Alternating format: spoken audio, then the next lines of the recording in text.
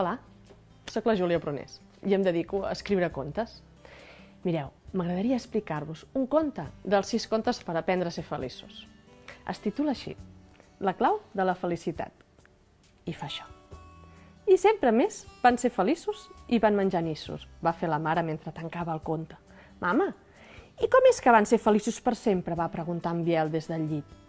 Doncs perquè s'estimava en Biel, va respondre-li ella. I l'amor i la felicitat sempre van junts. Saps? La felicitat és un tresor, el més valuós de tots. Un tresor? Va preguntar la Paula, badallant de son. Què vols dir? Ja en parlarem demà. D'acord? Va respondre la mare. Ara és massa tard i ja és hora de dormir. Vinga, bona nit. Els va fer un petó i els va acotxar suaument. Bona nit, mama, van dir a la vegada. La mare va apagar el llum i va sortir de l'habitació. Els 2 germans estaven tan cansats que es van adormir en un tres i no res. De sobte, la Paula va obrir els ulls i es va trobar en un prat d'herba fresca. Sentia l'oloreta dolça de les flors al seu voltant i una brisa suau li feia voleiar els cabells. Hola, Paula!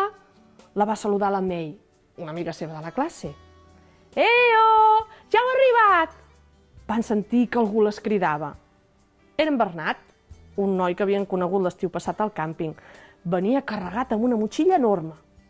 La Paula es va fregar els ulls estranyada. Dec estar somiant, va pensar. Ei! Hola, May! Hola, Bernat, els va saludar. Es pot saber què hi fem aquí? A tu què et sembla? Va respondre el Bernat. Hem vingut a buscar el tresor. Però quin tresor? Va demanar ella. Ui, Paula, que et veig despistada! La va sorprendre en Rodrigo, que acabava d'arribar. Tu també ets aquí? Va fer la Paula desconcertada. En Rodrigo era un amic del grup de llops i daines, del cau.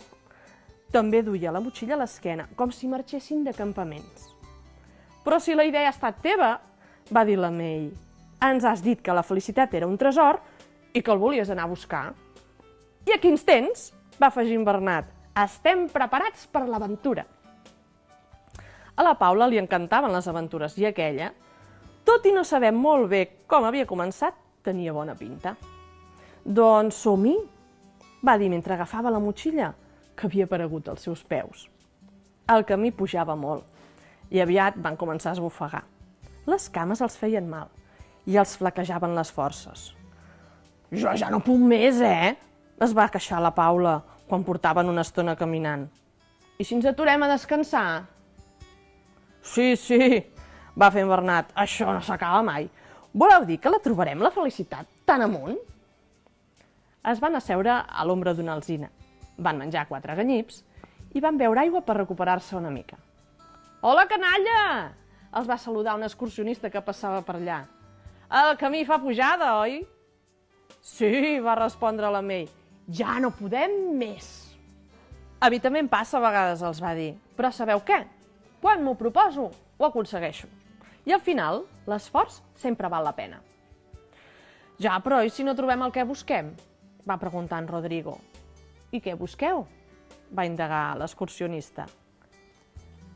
Un tresor, va xiuxiuejar la May. Busquem la felicitat. Així estem en el lloc ideal, va celebrar l'excursionista. Jo, quan vaig d'excursió a la muntanya, la trobo per tot arreu. Doncs ja no la veig per enlloc, va rondinar en Rodrigo. La motxilla pesa massa, m'he entrebancat 1000 vegades. I aquest camí no té final. És que la felicitat no es veu, va respondre. La felicitat se sent. Jo la trobo en una posta de sol, en l'olor de terra mullada, o en la frescor del bosc després de la pluja. Quin plaer! Va seguir. També em sento feliç quan després de tot l'esforç arribo al cim d'una muntanya. Podria aconseguir qualsevol cosa llavors. Quina satisfacció més gran i quin orgull! Em sento lliure. Home, va fer en Rodrigo, vist d'aquesta manera.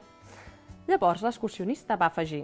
Fa molts anys, algú va escriure que la felicitat no és un destí, sinó una manera de viatjar. És interessant, oi? I es va acomiadar. Vinga, jo segueixo el meu camí, que tingueu molta sort.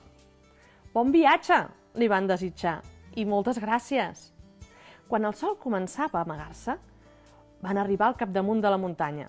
Asseguts en una roca, van observar meravellats l'espectacular posta de sol. Quina calma, va dir una noia que estava asseguda a prop seu. Ho he trobat preciós. Sí, va dir un noi que seia una mica més amunt. Per uns minuts, les meves preocupacions s'han esfumat. Quin moment més reconfortant. I quina plenitud, va afegir algú altre. Els 4 aventurers van descobrir que uns metres més enllà hi havia un grupet de nois i noies, més grans que ells, que també havien contemplat la posta de sol. Cal ben poca cosa per ser feliç, oi? Va dir la Paula.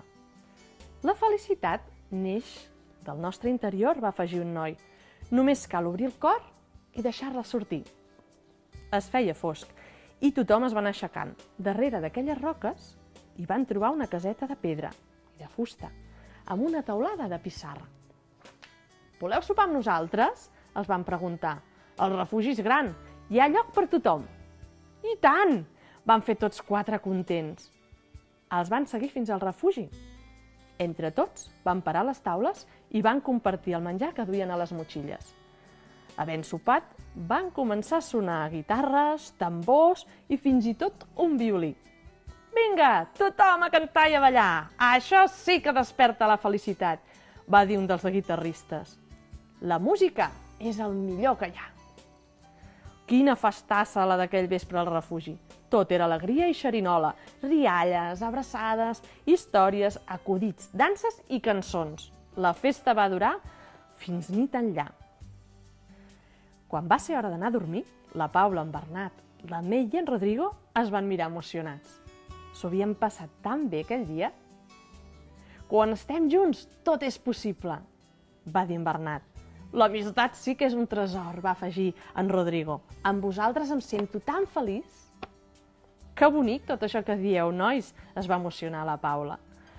Un dia, va explicar la Mei, vaig veure una pel·li d'un noi aventurer com ara nosaltres. En el seu diari hi va escriure que la felicitat només és real quan es comparteix. Això és el que hem fet nosaltres. Pensant en aquelles paraules, els 4 amics es van anar dormint plàcidament.